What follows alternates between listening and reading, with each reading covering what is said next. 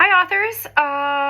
April 1st feels like a good day to talk about spams and scams in publishing and what we're seeing our authors experience and what we hope you can learn from it. So, The Guardian recently posted an article about the sophistication increase in book scams and publishing scams.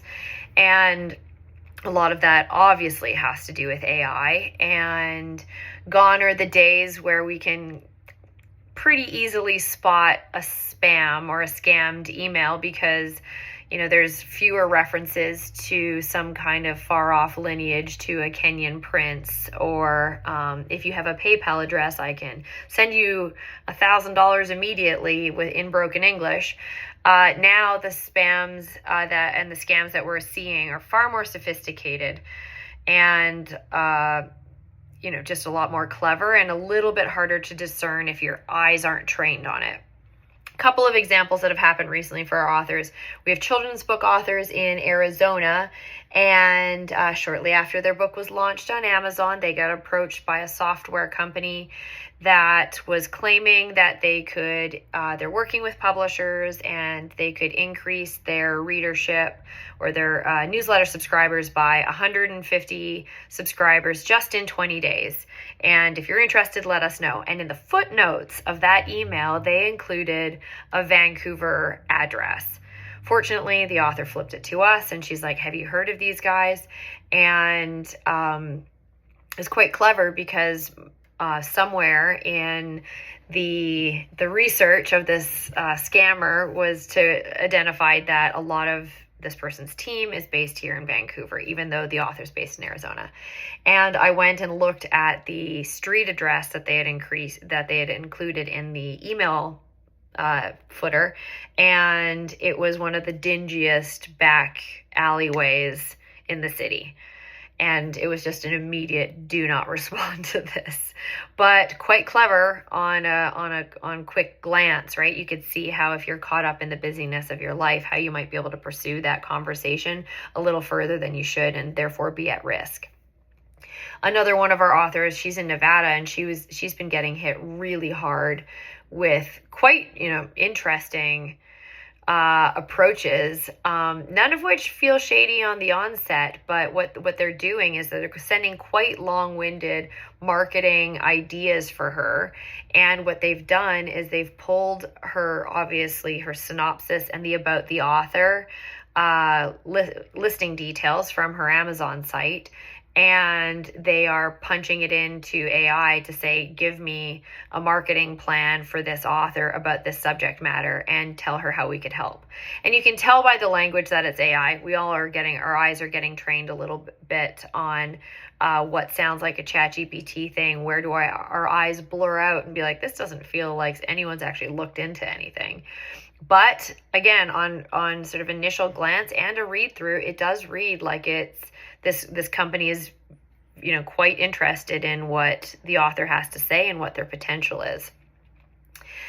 Of course, a little bit of clicking around, looking at links, and recognizing that these companies have no social media presence and their contact forms are minimal. There are different ways, but again, it's pretty sophisticated compared to what we are used to. And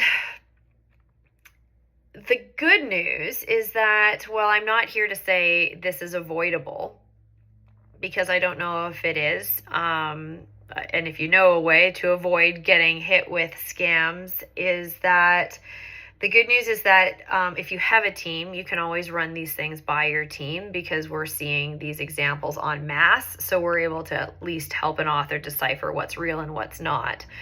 But if you don't have a team, typically, rule of thumb, where there's smoke, there's fire. When your spidey senses crackle a little bit, it's worth pursuing and looking into, does this feel legitimate?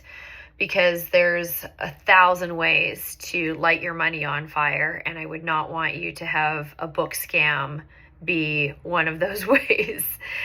But where there's smoke, there's fire, and in many cases, if an opportunity just feels too good to be true, or it's too general to even make sense, like how would you get me 150 subscribers? Why would they be people wanting children's books? I don't know. But those, if you're asking yourself those questions, then that's to me an immediate red flag. For the more sophisticated scams, I would say the question I always ask our authors is when they're like, do you think I should sign up for this site? Apparently I can get, tens of thousands more eyes on my book or downloads from my ebook. And the number one question I always ask back to that was, when was the last time you bought a book from that website?